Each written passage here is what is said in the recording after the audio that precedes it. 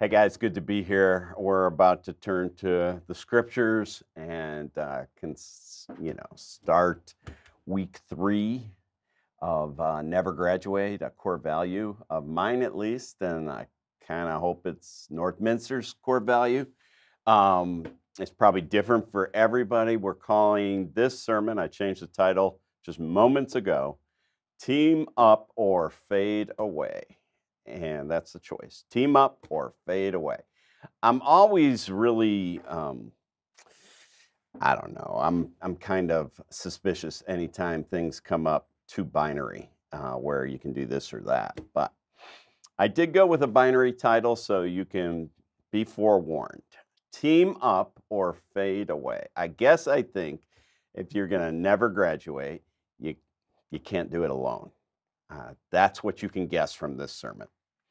Anyway, I want to start with a scripture from the Proverbs. Solomon is talking to us, and he says, iron sharpens iron, and one person sharpens another. There it is. Iron sharpens iron, and one person sharpens another. So, what he's saying is we become effective with another person pushing us on, encouraging us, motivating us. In another place in scripture, he says two is better than one. So he's consistent. He's always saying that working alone is an exercise in futility. Vanity is what he says in Ecclesiastes. So, anyway, that's what we're going to talk about, teaming up so we don't fade away. So, COVID, that lovely virus that we have encountered in its various mutations, has convinced me that this is the first time in history that a relatively normal person, so I'm not talking about a hermit, but a relatively normal in terms of mental health and finance. You don't have to be independently wealthy anymore to do this. But COVID has convinced me that a relatively normal person could, for the first time in history, live their whole life at home. So there's things that have happened that are just new. Probably the biggest thing is remote work is commonplace. I mean, that is a big factor. I mean, we often got to go to work. But look, right here, we're online. I mean, you can worship in your home. And I hope you do if you're sick. You can stay engaged if you're not that sick. I hope you do if you're on vacation, you can stay connected. But if you're close, I kind of hope you come to church. So we got remote work as possible.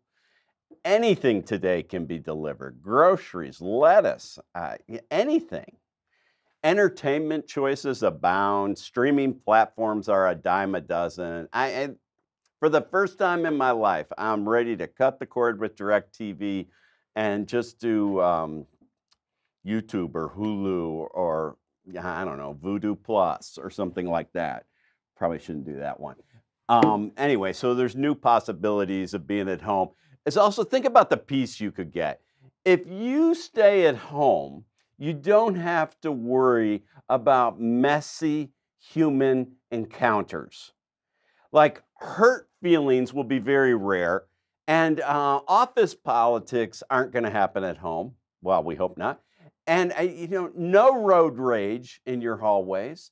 It's just peace, peace, peace like a river. Anyway, think about the health benefits. At home, you don't have to worry about those nasty, yucky, awful germs and viruses and bacteria. Um, Public health would be vastly improved if we'd all stay at home. I, we might find out we have too many healthcare professionals if we all stayed at home. Economic bonuses would abound too. You wouldn't need a car, and you wouldn't need insurance on that car. In fact, you wouldn't need 2 or 3 cars. You wouldn't need a new car. Gosh, you wouldn't need pretty clothes. So this would be devastating to TJ Maxx, but um, there would be economic reasons to go. And we are all but told that you're a better citizen if you stay at home. So If you stay at home, you can be smug, rich, healthy, provisioned, ordered, and alone.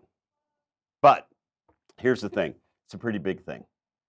So I'm 59, and so you can look at the bags under the eyes, 59. You can look at the gray hair.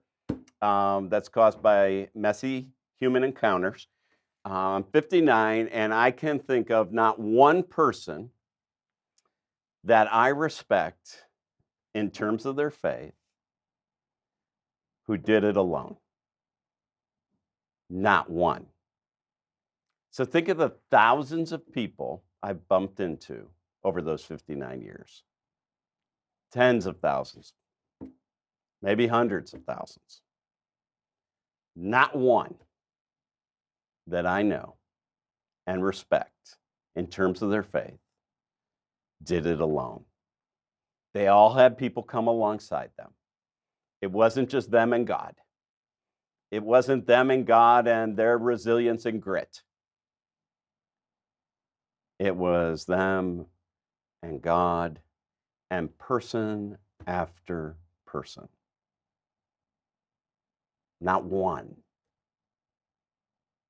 So maybe isolating at home is a really lousy idea. Not one, zippo, zilch, zero. Hence my title, Team Up or Fade Away. I also know this is also problematic. In those same 59 years,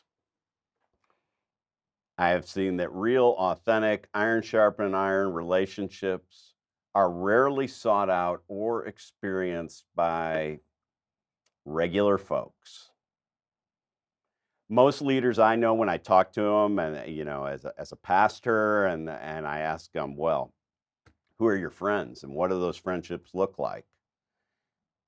You can see that chuckle that betrays discomfort. They don't have real friends. In my life, and I think I've sought these relationships, I've said it before, I got 5. I got 5 plus Connie. And Connie has become that iron sharpens iron companion that eclipses all 5 of those relationships. But I feel incredibly blessed, incredibly rich in that regard. I've got 5 people in Connie who deeply, deeply care about me.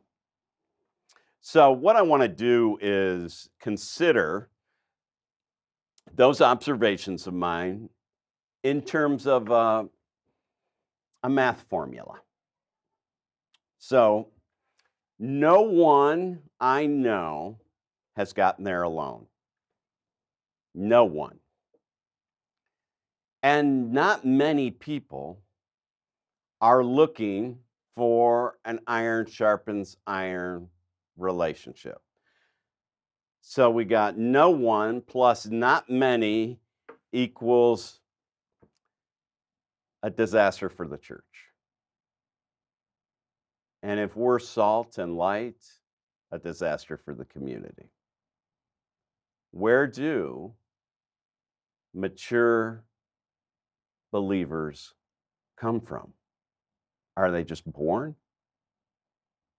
If no one's looking for them and they're essential to our growth, then growth isn't going to happen.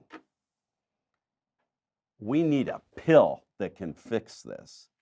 Surely there's an expert or a consultant that can provide us with new math that will make no one and very few equal spiritual leadership in our world.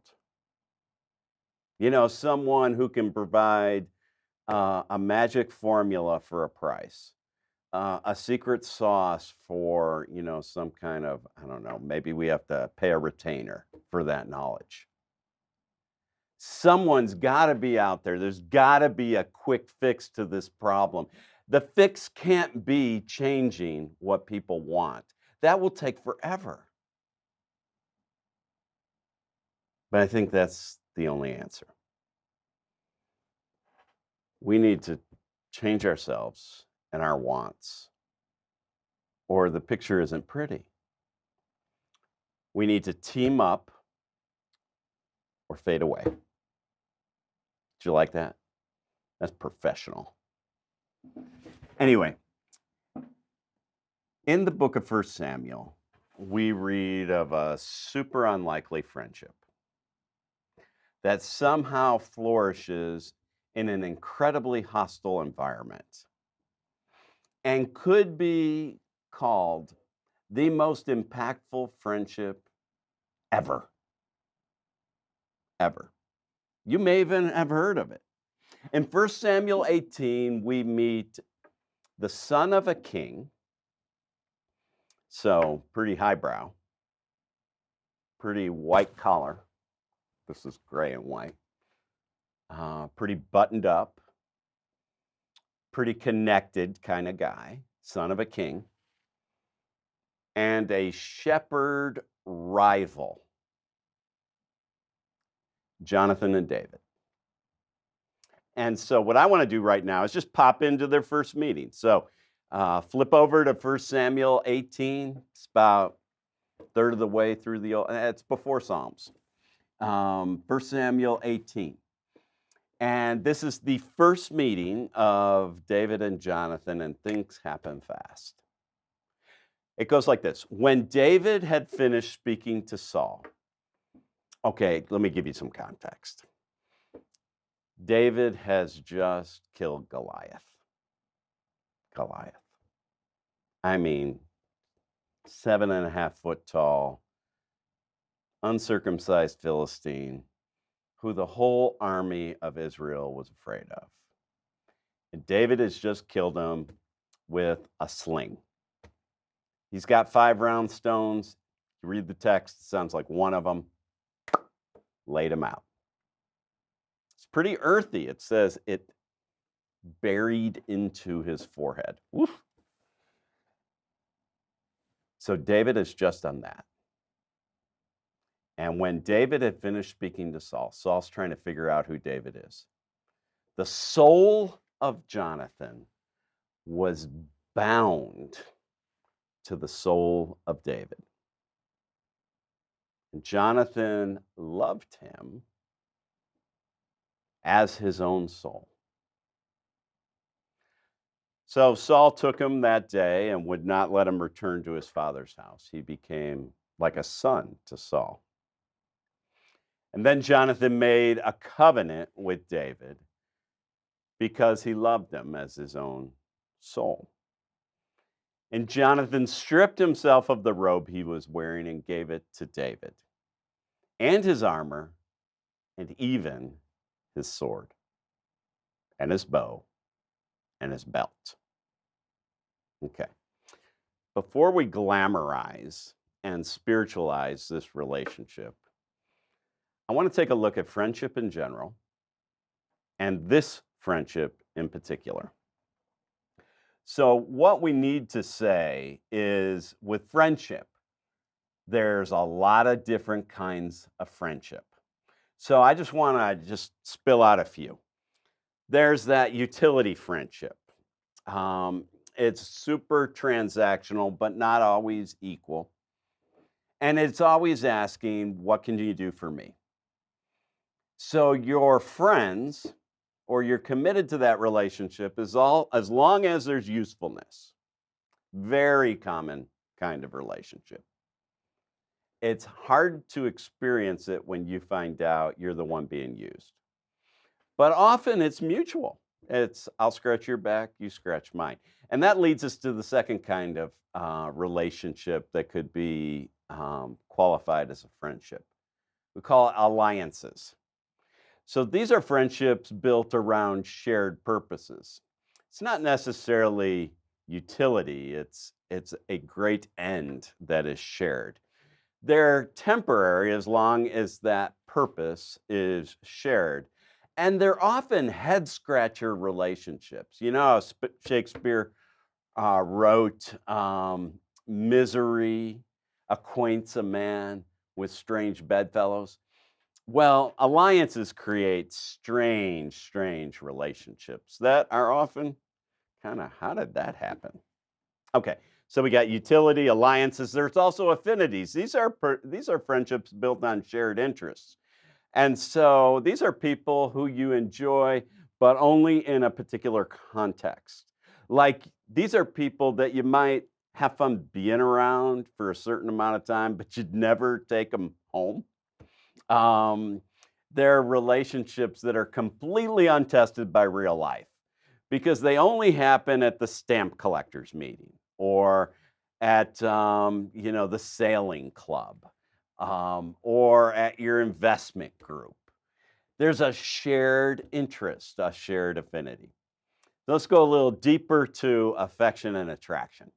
Now, this is where friendship really gets fun because these are the people who are a joy and a pleasure to be around.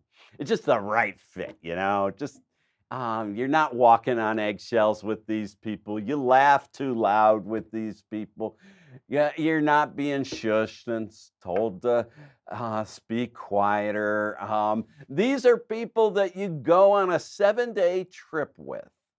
Now, for me, that group is pretty small because I'm a pastor, and well, there's a ton of reasons, but it's pretty small. But that's what kind of friendship this. There's just a natural attraction, a natural affinity. This could also include family relationships that are all about that deep affection of family. Like family can drive you crazy, but don't let someone from the outside pick on one of your family. Then you see how powerful affection and attraction can be. Next, confidence, confidants. These are high trust, high respect people. Um, most people have very few high trust, high respect people in their life that they'll share information that if the wrong people heard it could be potentially damaging, or if it was taken out of context would be damaging. So you don't have to treat everyone as a confidant. In fact, I think that's a recipe for disaster. 2, 3, 4, 5, 6, something like that. Lastly, covenant relationships. These are relationships that involve that deep, deep love that is willing to sacrifice. They're also they're also built on trust and promises, vows. In the context of this sermon that we're talking about, the relationship that we're talking about with Jonathan and David, it's a covenant relationship. And iron sharpens iron requires love. And love is mentioned numerous times in these 4 verses.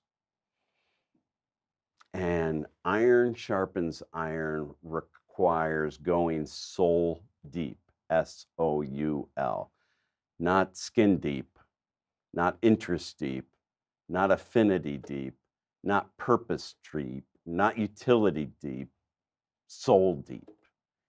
It's just someone who you share the same interests with, your hearts are aligned.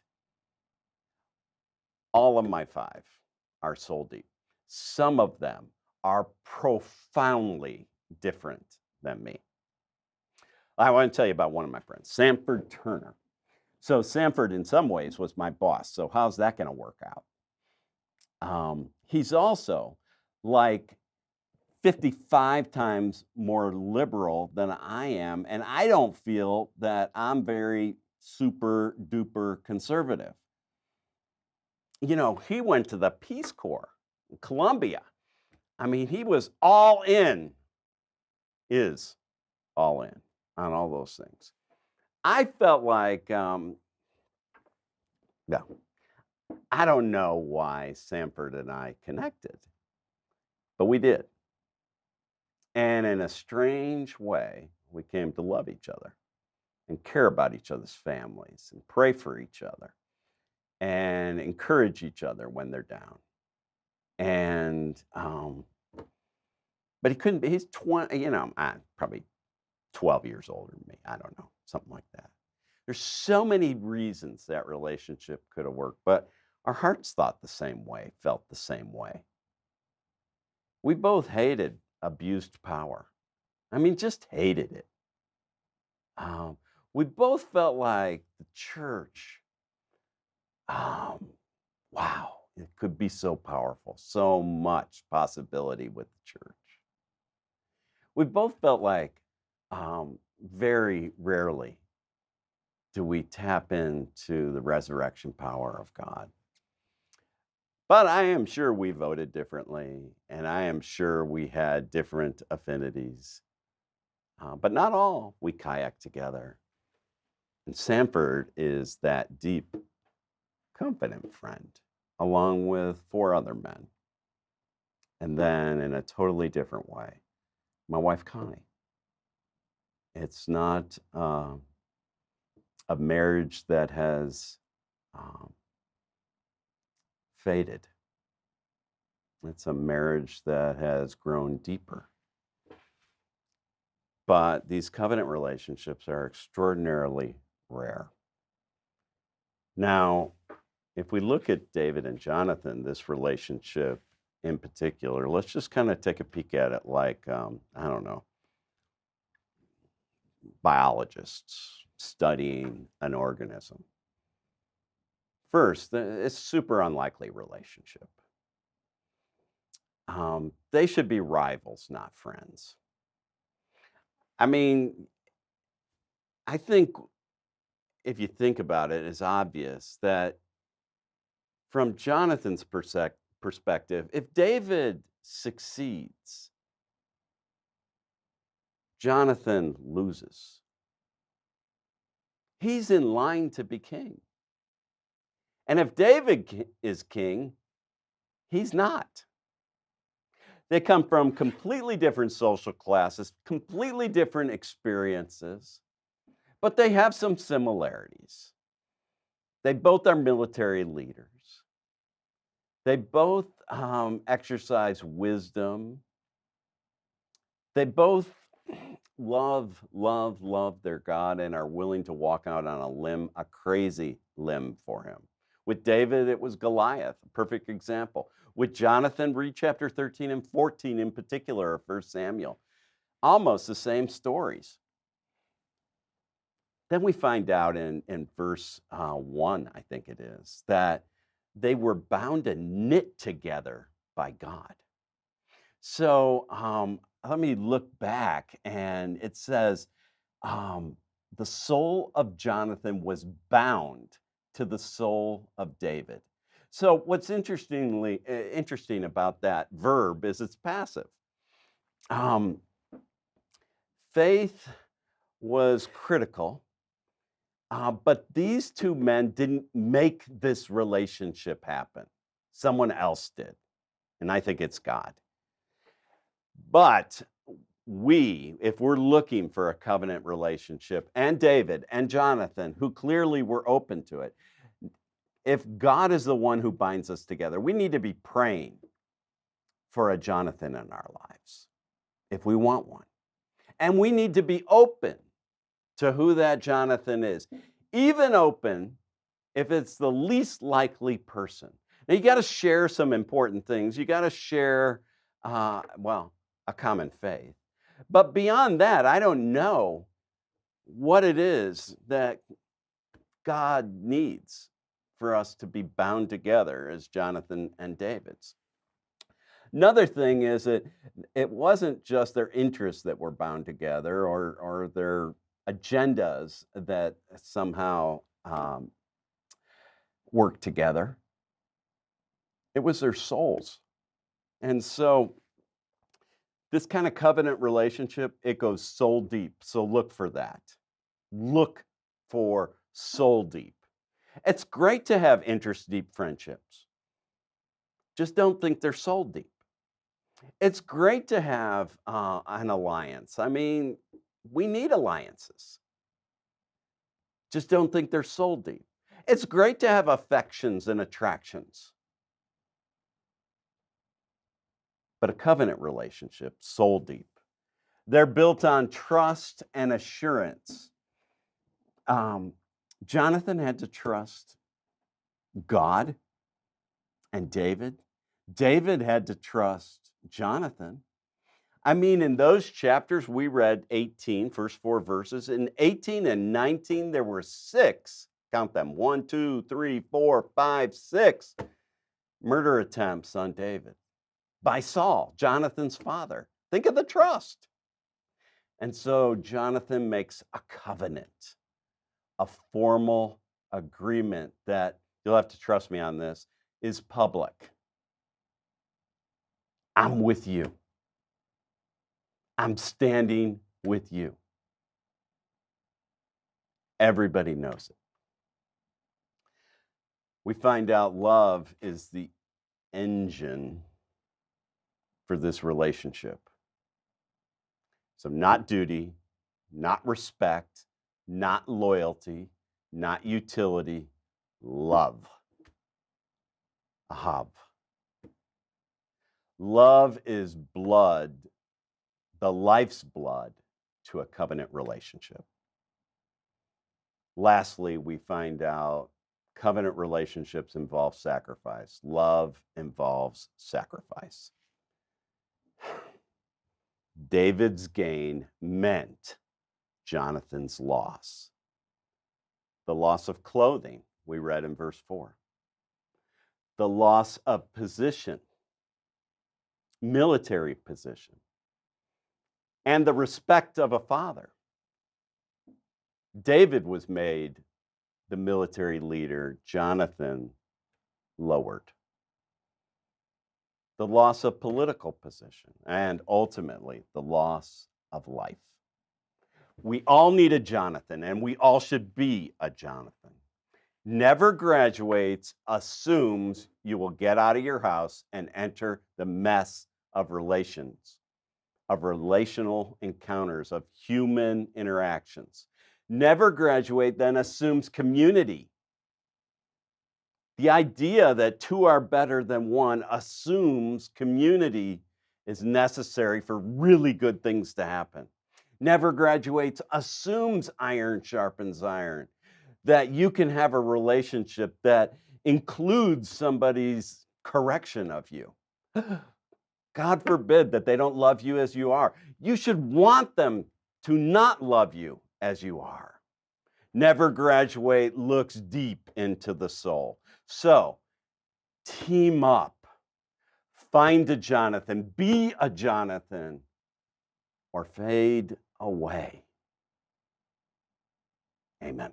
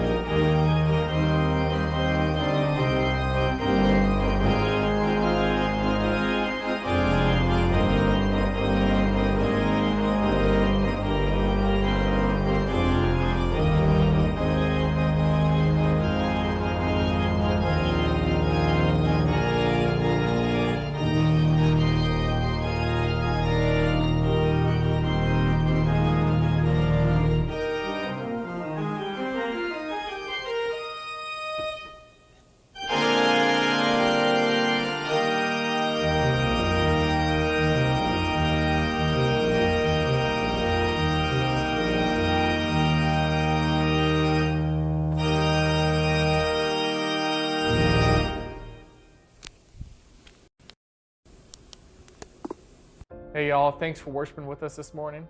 If you would like to continue to support the ministry and mission of Northminster Church, head over to northminsterchurch.org/give. And we want you to stay up to date with everything we have going on. So download the Northminster app, bookmark northminsterchurch.org, and like Northminster Church on Facebook. Have a great rest of your weekend.